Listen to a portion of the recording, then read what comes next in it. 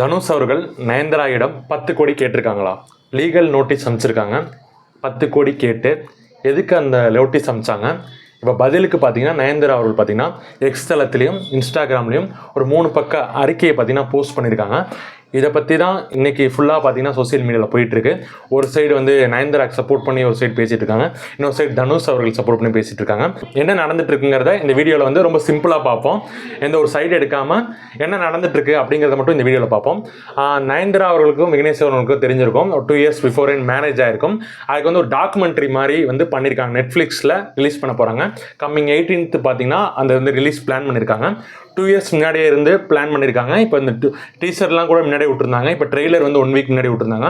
அந்த ட்ரெய்லர்லாம் கூட நல்லா இருந்துச்சு. அந்த ட்ரெய்லரில் பார்த்தீங்கன்னா ஒரு 3 செகண்ட் நானும் ரவுடி தானோட போர்ஷன் வந்து யூஸ் பண்ணியிருப்பாங்க ஒரு 3 secondsல. அதுக்கு பார்த்தீங்கன்னா அந்த வந்து எப்படி நீங்கள் என்ஓசி இல்லாமல் யூஸ் பண்ணலாம், 10 கோடி வந்து தனுஷ் அவர்கள்னு கேட்டு தனுஷ் அவர்கள் சார்பாக லீகல் நோட்டீஸ் வந்து கொடுக்கப்பட்டிருக்கு. அதை வந்து ரிசீவ் பண்ண நயன்தாரா அவர்கள் பார்த்தீங்கன்னா இந்த அறிக்கையை விட்டுருந்தாங்க. விக்னேஷ் சிவனும் அந்த போஸ்ட்டை போட்டுட்டு தனுஷ் அவர்கள் முன்னாடி பேசின ஸ்பீச் ஸ்ப்ரெட் லவ் அப்படிங்கிறதையும் அவர் போட்டிருந்தாரு. இதில் நயன்தாராவோட அந்த 3 பக்க அறிக்கையில் பார்த்தீங்கன்னா ரொம்பவே டேரெக்டாக வந்து தனுஷ் அவர்களை தாக்கி எழுதியிருந்தாங்க. ஸ்டார்டிங்கில் ஆரம்பிக்கிறதுலேருந்து son of Kasthuri Raja, brother of Selvaraghavan அப்படி சொல்கிறதுல ஆரம்பிச்சு, நான் ரொம்ப எந்த ஒரு பின்புலத்தும் இல்லாமல் அந்த ஒரு பண்ணி இவ்வளோ கஷ்டப்பட்டு இந்த இடத்துக்கு வந்திருக்கேன். அப்படி இருக்கப்ப நீங்கள் சப்போர்ட் பண்ணாமல் இந்த மாதிரி இவ்வளோ வெஞ்சன்ஸாக பிஹேவ் பண்ணுறீங்களே. நானூறு அப்படிதாங்கிறது அவ்வளோ ஹிட்டான படம். அந்த படத்தில் வந்து இந்த ரொம்ப அந்த லிரிக்ஸ் பார்த்தீங்கன்னா க்ளோஸ் டு தி ஹார்ட்டான லிரிக்ஸ். இன்னைக்கும் ரசிகர்கள் பட்டிருக்க ஒரு பாட்டு தான், ஆல்பம் தான் நானூறு அப்படி தான். அதில் வந்து யூஸ் பண்ணுறதுக்கு நீங்கள் இப்படி இந்த மாதிரி பண்ணுறீங்களே, பிஸ்னஸாக சரியாக இருந்தாலும் உங்களோட மாரல் சைடை கேட்டு பாருங்கள் அப்படி இப்படின்னு சொல்லி ரொம்ப ஆர்ஸாக இருந்துச்சு. அந்த 3 பக்க அறிக்கையை பார்க்கும்போது நிறைய விஷயத்தை கோட் பண்ணியிருந்தாங்க. ரொம்ப நாளாக வெஞ்சன்ஸாக இருக்கீங்க, நானும் ரவுடி தான் டயத்தில் இருந்து ஃபிலிம்ஃபேர் அவார்ட்லாம் கூட அது தெரிஞ்சிருக்கும் உங்களுக்கு.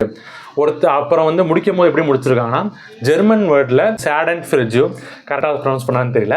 அதுக்கு என்ன மீனிங்னா, அடுத்தவங்களோட துன்பத்தில் இன்பம் வந்து காண்றது, அடுத்தவங்க துன்பப்படுறதை பார்த்து சிரிக்கிறது, பார்த்து வந்து நீங்கள் ஜாய்ஃபுல்லாக இருக்கிறது, அந்த மாதிரி மீனிங் தான் அது.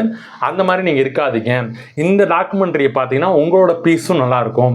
நீங்களும் வந்து ஸ்ப்ரெட் லவ்னு வார்த்தையாக நிறையா இது சொல்லிட்டு இருக்கீங்க, செயல்படுங்க அப்படிங்கிற மாதிரி சொல்லியிருந்தாங்க. இது பார்த்தீங்கன்னா தனுஷ் அவர்களுக்கும் தனுஷ் அவர்கள் ஃபேன்ஸ் பார்த்தீங்கன்னா பயங்கரமாக ட்ரிகர் ஆகி ஆன்லைன்லேருந்து ஒரு சைடு போட்டு ஆன்லைனில் வந்து அவங்க வந்து நயன்தாராக்கு எதிராக நெகட்டிவாக பண்ணிட்டு இருக்காங்க.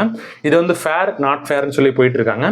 இது வந்து அவங்க சொல்கிறபடி பார்த்தா பிஸ்னஸ் சைடு மட்டுமே யோசிச்சு பார்த்தா இது வந்து இந்த ப்ரொடியூஸ் பண்ண நானூறு அப்படி தான் படத்தை ப்ரொடியூஸ் பண்ணது தனுஷ் அவர்கள். அவங்களோட பர்மிஷனோட தான் இப்படி யூஸ் பண்ணணும்.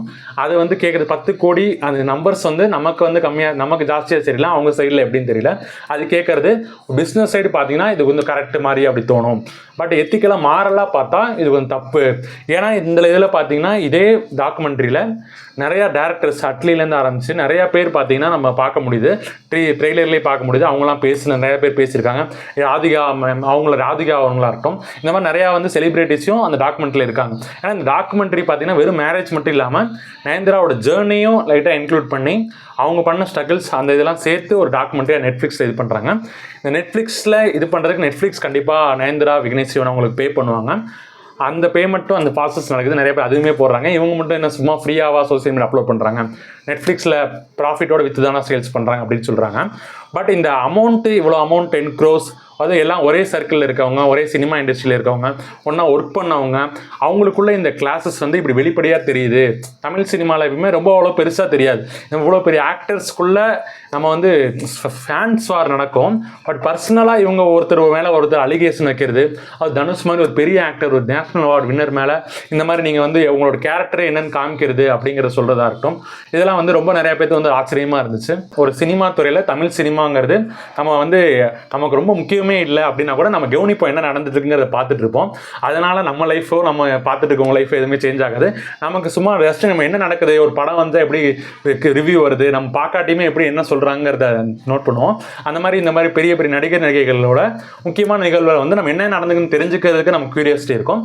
அதுக்கான தான் இந்த வீடியோ பண்ணியிருக்கோம். தொடர்ந்து சப்போர்ட் பண்ணுங்கள். ஏஎஸ்ஆர் தமிழ் சேனல் சப்ஸ்கிரைப் பண்ணுங்கள். பாய்.